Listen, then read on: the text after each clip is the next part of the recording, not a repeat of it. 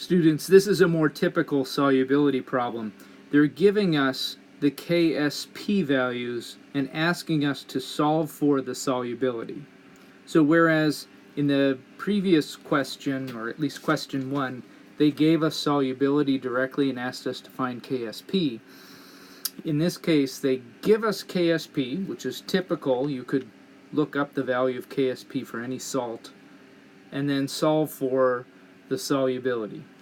Remember, there's a little terminology. The word solubility means the value of X in the ice table.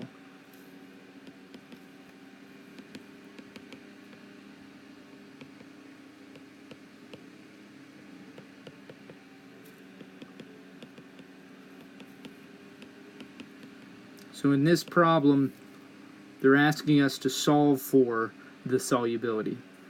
And just like any solubility problem, we need to begin with a good dissociation equation, which involves recognizing the ions that make up each of the salts.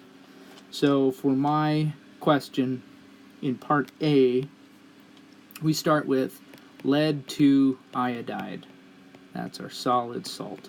When it breaks apart, it will produce aqueous lead 2 ions and aqueous iodide ions.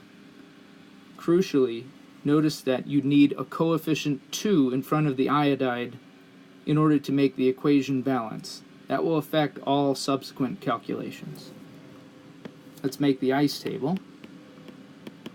Solids drop out. You can presume 0 for the initial concentration of the ions, and according to Le Chatelier's principle, we'll shift to the side with the zeros.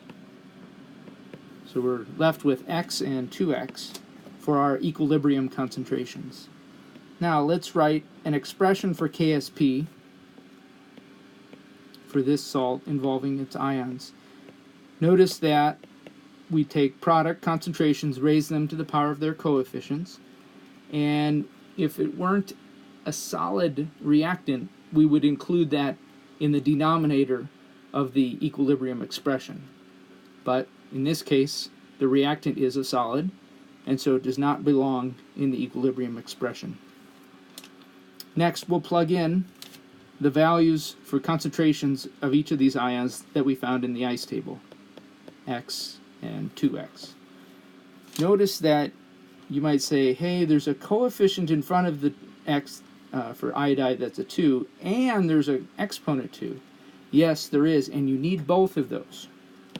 It's important not to lose one of them. If we take the expression 2x quantity squared, we end up with 4x squared, and that also needs to be multiplied by x. So that works out to be 4x cubed. Now in the problem they gave us the KSP for this salt, 1.4 times 10 to the negative 8th. So this whole expression is equal to 1.4 10 to the negative 8th. If we divide by 4, and at this point you can pull out your calculator, and then once you divide by 4, take the result and take the cube root, or that's the same as raising it to the 1/3 power.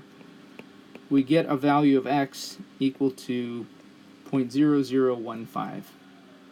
And that's your answer for part A. So when they're asking for solubility, what they're asking for is the value of x in the ice table. And what we worked out was the numerical value of x. So that's our answer. Now to part B, they give us a different salt, calcium carbonate.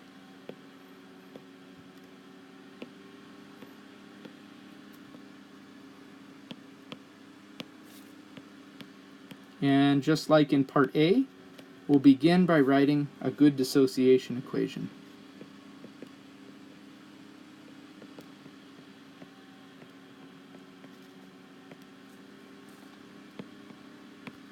When we make the ice table, the solids drop out. And notice that since the coefficient for both of these ions remains a 1, the ice table is pretty straightforward. We'll write an expression for KSP. It's calcium concentration times carbonate concentration. And again, since the reactant is a solid, it drops out of that expression. So it's x times x, that's x squared. And in the original question, they gave us the value for KSP for this salt, which is 8.7 times 10 to the negative ninth. And if they want us to find x, or the solubility, we would just take the square root of that. So the root of 8.7 10 to the negative ninth works out to be 9.3 10 to the negative fifth.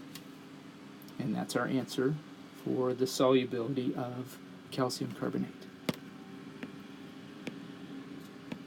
Part C. The salt they gave me for part C was silver phosphate, Ag3PO4.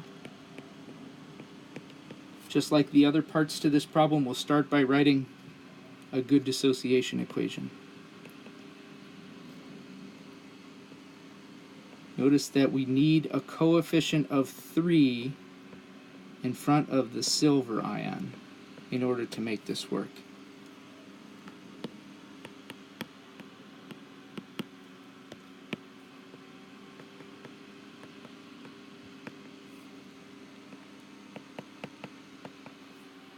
And just like before, after fleshing out the ice table, we'll write an expression for KSP and plug in the values that we know.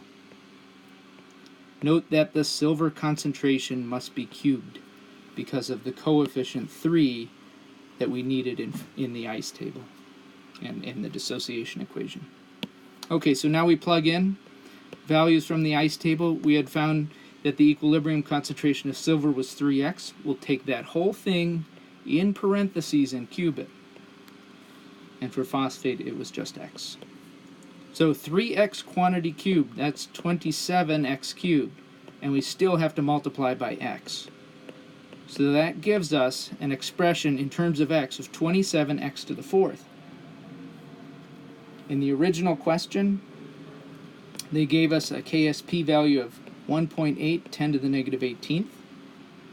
We'll divide that KSP value by 27 and then take the fourth root of that, or raise it to the 1/4 power. And after doing that math,